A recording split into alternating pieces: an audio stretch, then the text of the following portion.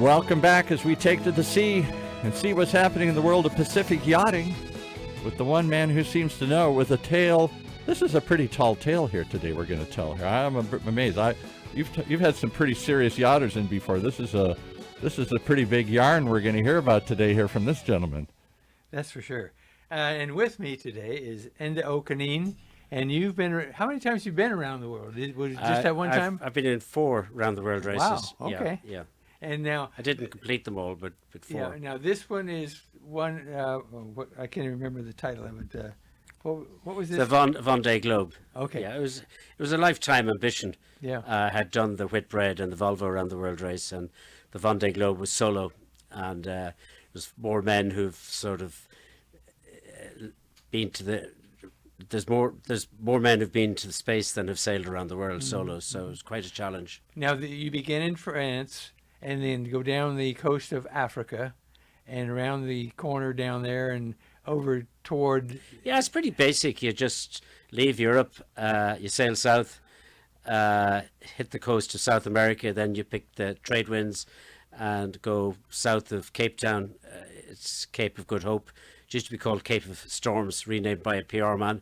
And you continue around. You literally sail around the Antarctic, because the shortest distance from South Africa to South America is through the South Pole. And then you do Cape Loon, which is south of Australia.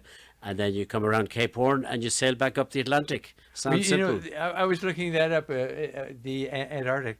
And I've always thought of Antarctica as something that's not huge or anything. It's quite huge. Oh, it's massive. Yeah. It's 5,500,000 square miles. Yeah, I mean, like that. you think of Canada, it's bigger, you know. I mean, it's just massive. Yeah. I mean, we think in the world of the context of land, but 2/3 of the world, you know, over 70% is covered by oceans. Right. And we think of, you know, Russia, China, India, United States, Canada, the rest of the world combined, but that's actually only 1/3 of our planet. A small portion. Yeah, so in context, it's just massive, and I think it's only when you're a long time on your own on the ocean you realize the vastness of it. And I think you would be thinking of a lot of stuff when you're trying to go around the world alone. Yeah. On your boat. Yeah. And everything you have to deal with. But let's begin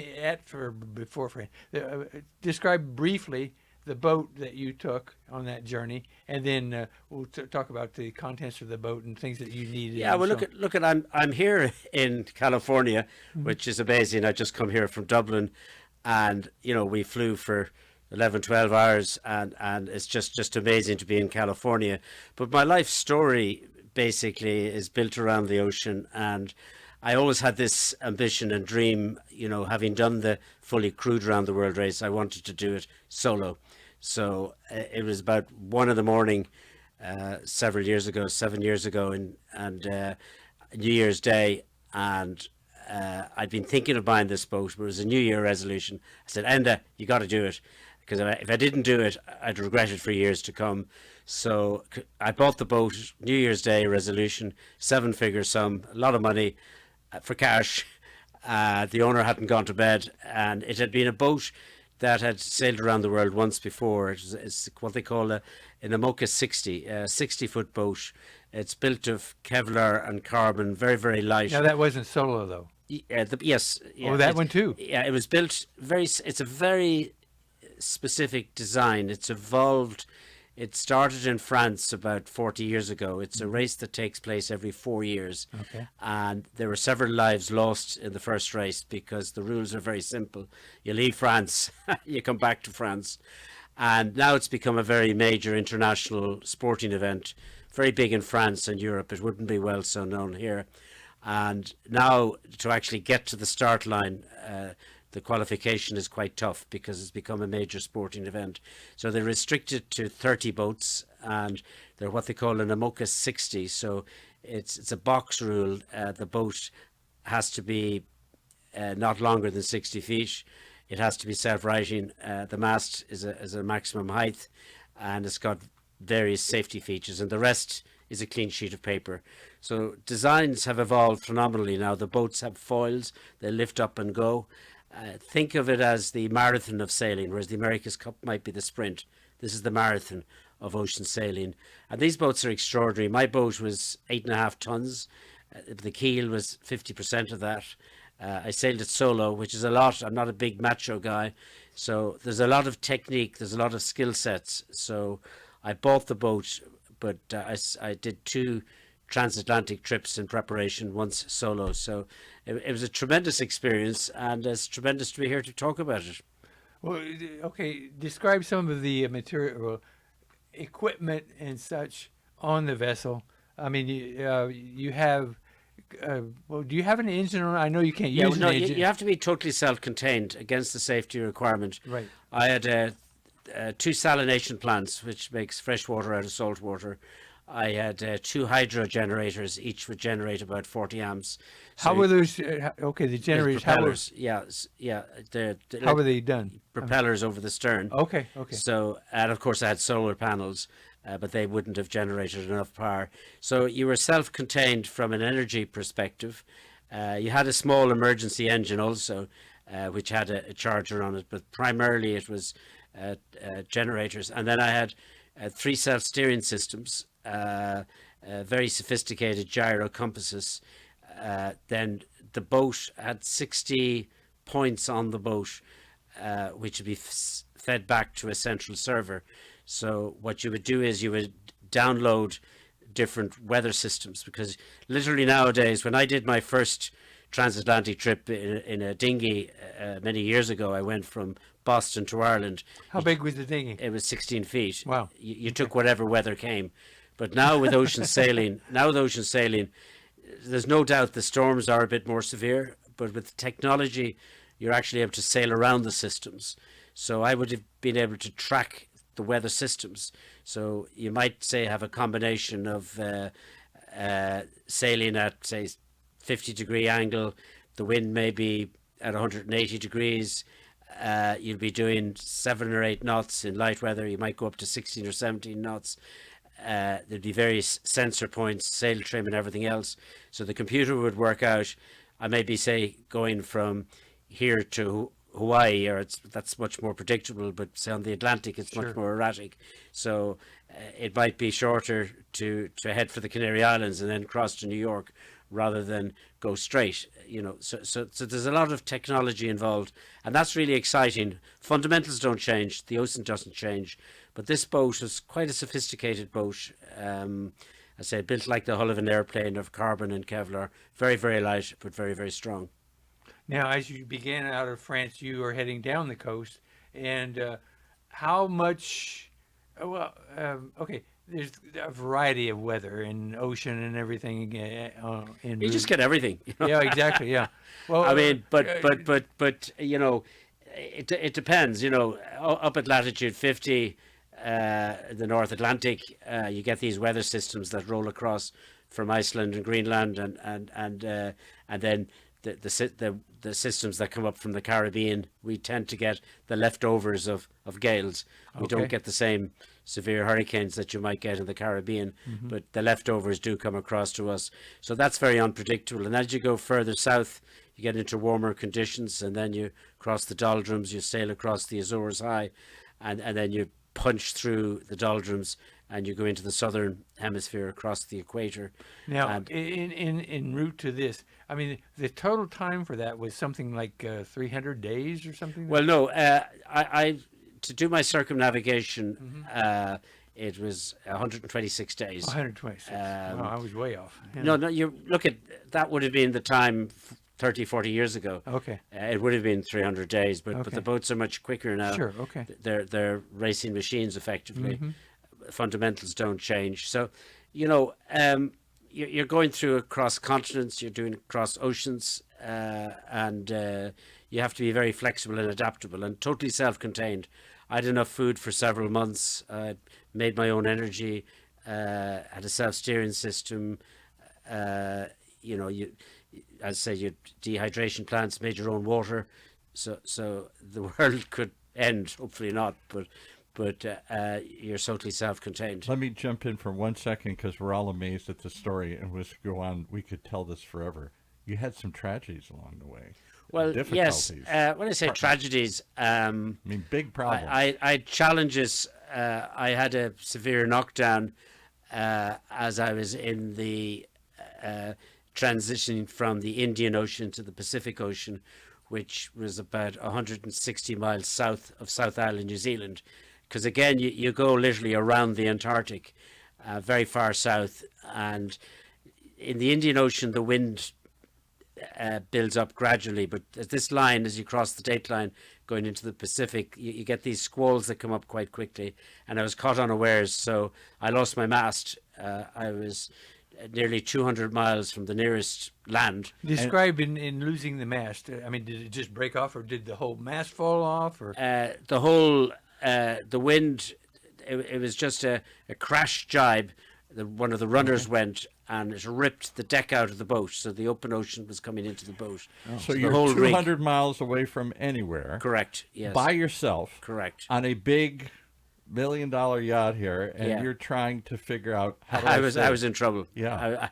I was Yeah. in serious trouble. well, that was something you would always think about anticipating. Well, I was, and you're prepared for that. You for the know, most you part. make your luck, but I was pretty unlucky, and so I was at no a luck of the pretty- Irish that day here, right? pretty low level, pretty low level.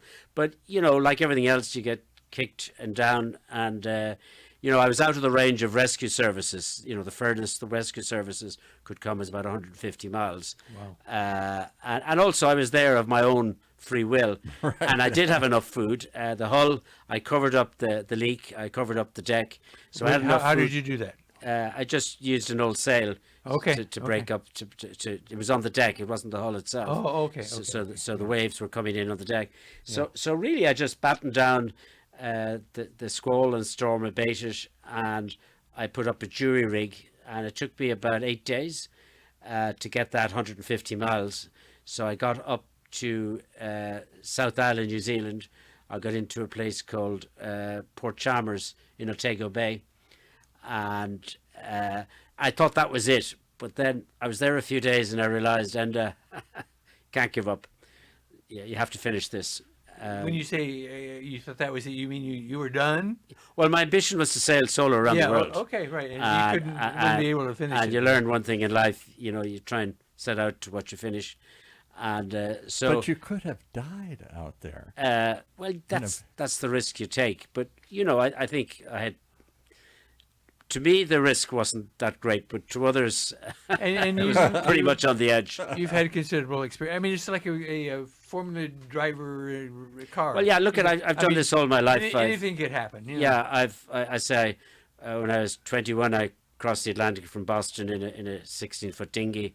It was an experimental sailing life raft. So you I've just been left a the specialist. bar and decided to get in the dinghy and take off, huh? A little bit more than that. A little bit more than that. So you know, I've crossed the Atlantic in a 21-foot boat. I've done various ocean races. So this is the penultimate So what lifetime challenges? achievement. You're not a young guy. You're a man of means. Why push yourself to these limits? What is it that calls you to do these things? Well, I don't want to be your actually, strength today. I've signed a document with my family that if I ever want to do something like this again, they can stop me. Because, you know, I think we all have, I think it's what they call the risk gene. I think we all have different thresholds of risk. My great-grandfather left Ireland and came to California. He I think, pushed the boundaries. He managed to find a little bit of gold, not a lot, but enough to return to Ireland and open a pub, which is there to this day. So that wasn't a risk. So, you know, I think if you're living on the edge, you're taking up too much space. I mean, it is a four-letter word, and we all have different thresholds of risk. And I think civilization has developed in how we understand risk. You know, that's why we have insurance. That's, you know, markets, very sophisticated risk mechanisms. So, you know, as a society, we learn to manage risk, and we have different thresholds. And I think I've perhaps pushed the boundaries. But, you know, if I didn't calculate the risk, I don't think I'd be sitting here today. Yeah. Now, in this particular race, what just a VHF radio, and that was it? Sorry? A VHF radio? No. I had 3 satellite systems. Okay. Quite sophisticated communications. I mean, I had instant connectivity. I mean, the world has moved on. When I did my first ocean crossing, quite different, yes. When I did my first ocean crossing, I had a plastic sextant that cost me $15 and airtables and a compass. Well, that was awful expensive. Yeah. So you know, the world has moved on, and the technology has moved on, but the fundamentals of the ocean haven't. It doesn't change. No. You know, you realize the vastness of it, and it's very inanimate. You know, some days the ocean is there out to get you. It's massive waves, huge, and other days it's calm. We're just specks, you know, bit of sand in the we're drops in the ocean. It's very inanimate, but we're the spark. We're the human in it, if you like. Did you have an autopilot? Yes, I had two main autopilots and one backup one. Yes. Okay, so you could get some rest. Totally, yeah. It's essential. There's no way solo. Well, I go 24/7. Yeah, how you were going through that and yeah, everything. Again, it's the technology, and it comes from this competitive side.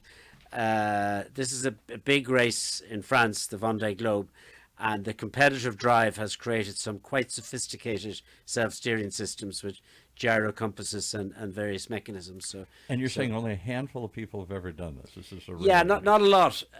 You know, not a lot have sailed around Cape Horn now. Most cruise liners go and oil ships go through Panama Canal, but it's generally the cruise liners, the oil tankers that are too big that go around Cape Horn. Right. I mean, we forget, you know, the turbulence of the ocean down there, the size of the waves and the currents and the wind funneling down the Andes either side. So it's pretty turbulent out there in the Southern Ocean.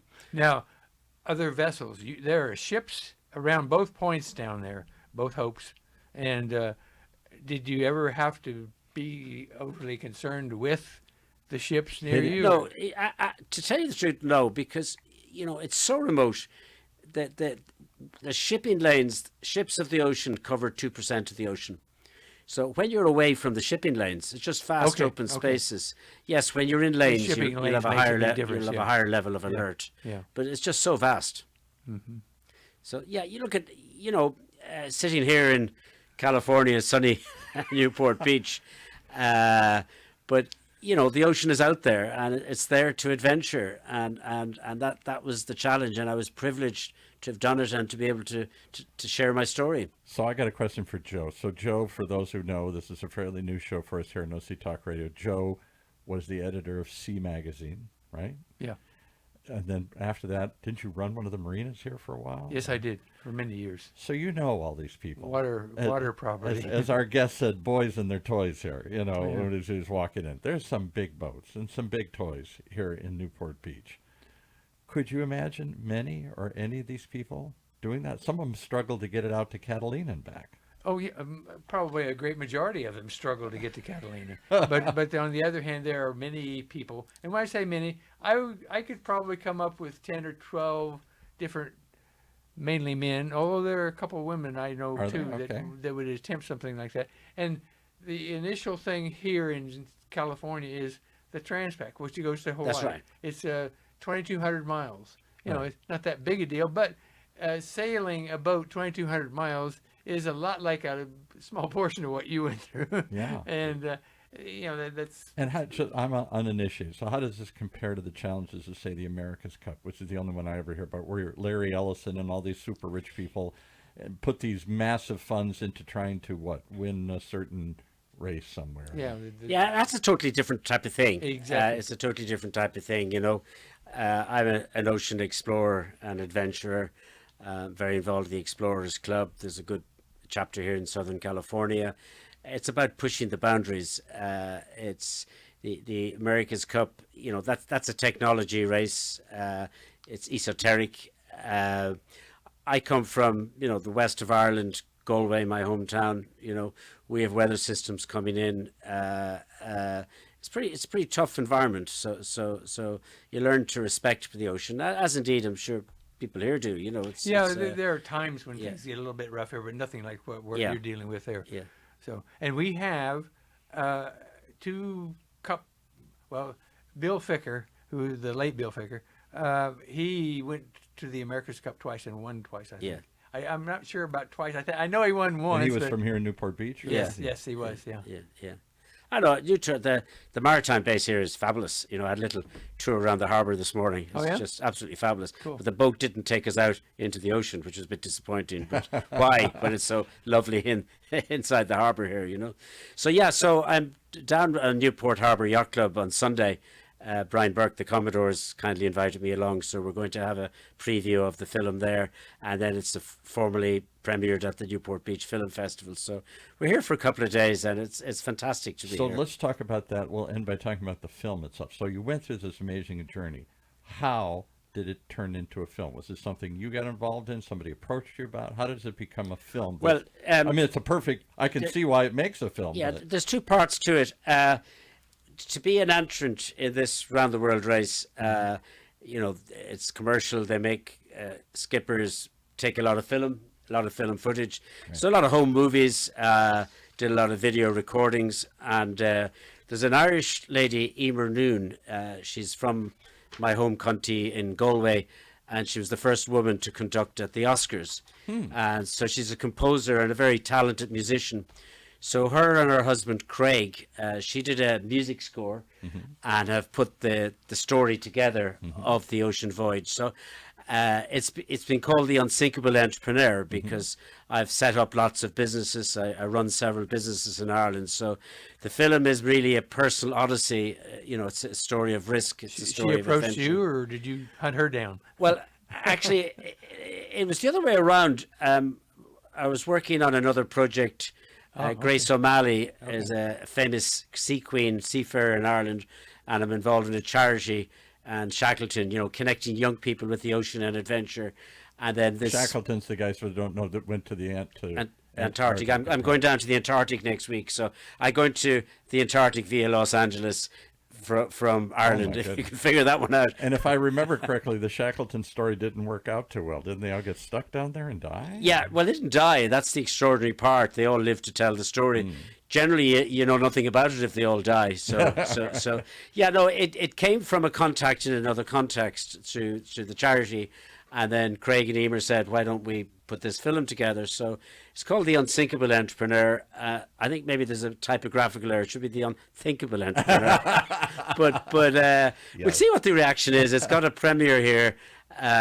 You know, Craig is from Sunday Newport night, Beach originally. For those listening to it live, this will be this Sunday, the 19th, or those later. Yeah. If you miss it at the Newport Beach Film Festival, all part of the Irish Spotlight night that night, which I love going to because I'm so Irish.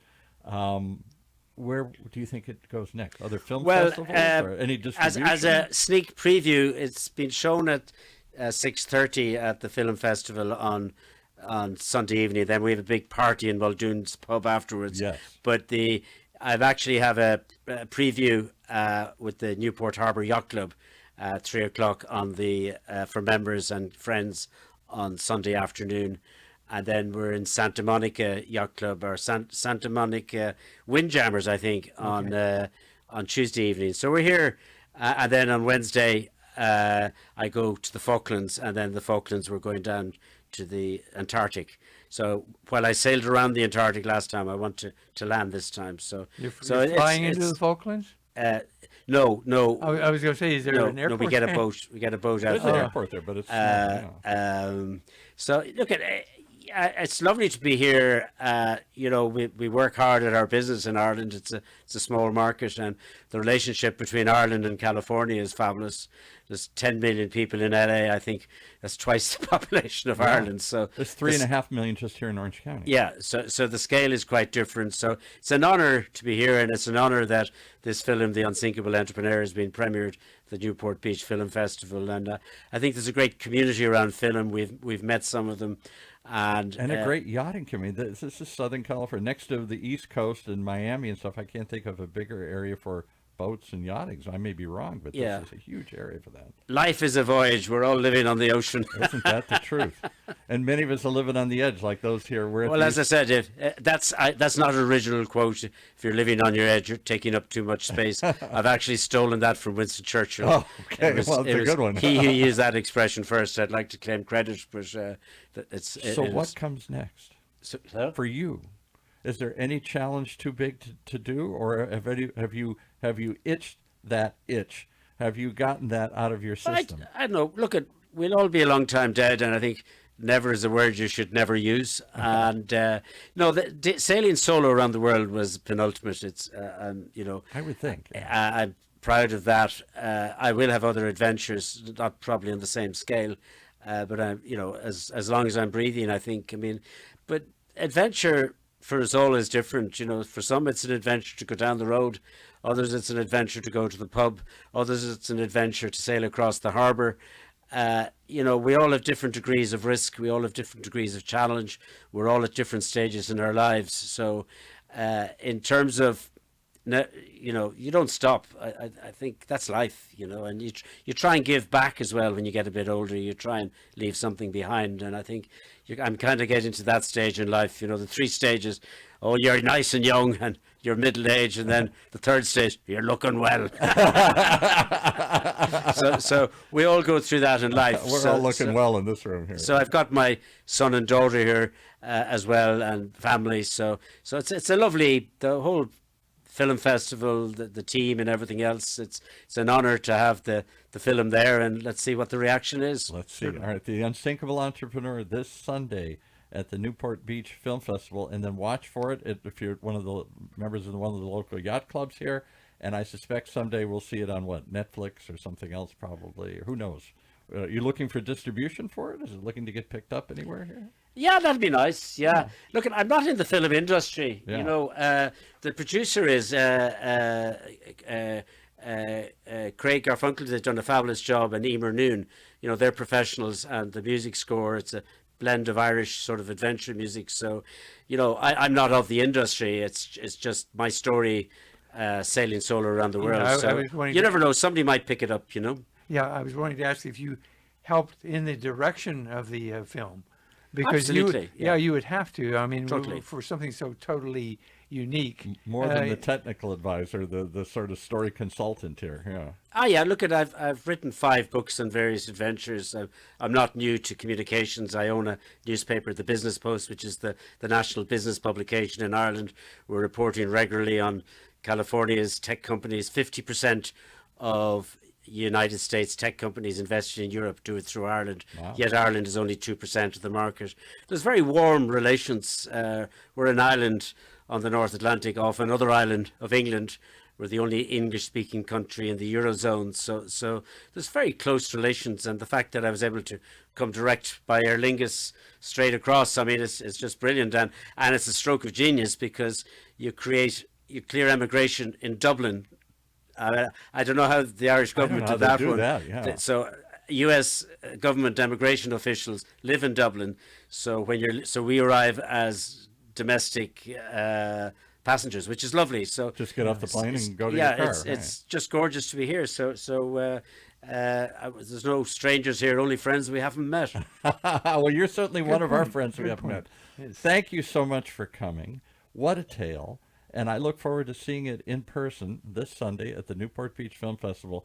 I'll bet you could go on for. I'll bet the after party at Muldoon's Pub is the one to attend here. Get you a little pint of something. How do they say in Ireland? Crake, or a little talk or something here. Get you fired up in a few pints, and I'll bet there's a lot more tales to be told. Yeah, I'll tell you one big secret. It's about navigation for all your Newport seafarers. The best lesson I ever learned from an old seafarer, and it's the secret to good navigation. And what is the secret to good navigation? Please. I'll tell you what it is. Attention for one thing, but no, it's to steer around the rocks. Beautiful. That's beautiful. simple. All right. Finish off with this. On the book. Tell There's a us book. about Yeah. No, it's you know, a book. Hold that up. So A good book, I suppose, it's like getting married, being on the radio or television. It's like a one-night stand with a nice girl. But if you write a decent book, it's like getting married. If it's good enough, it'll be around for a while. Yeah. So the great thing about, you know, adventures is when you have an adventure, if you write it down, even if nobody ever reads it, it's a great therapy. That is. Right. This is Journey to the Edge, an amazing story of risk-taking in business and adventure. Correct. Yeah. So it's more than just sailing around the world. It's various enterprises I've been involved in. Well, I appreciate you taking the time to drop into our little island here and to share your story with us. What a tale. We hope we're one of those friends that you haven't met yet now that we'll stay in contact with. We look forward to hearing what the next journey is and where you go from here. Thanks so much for joining us today here. Thank you. Good Margaret.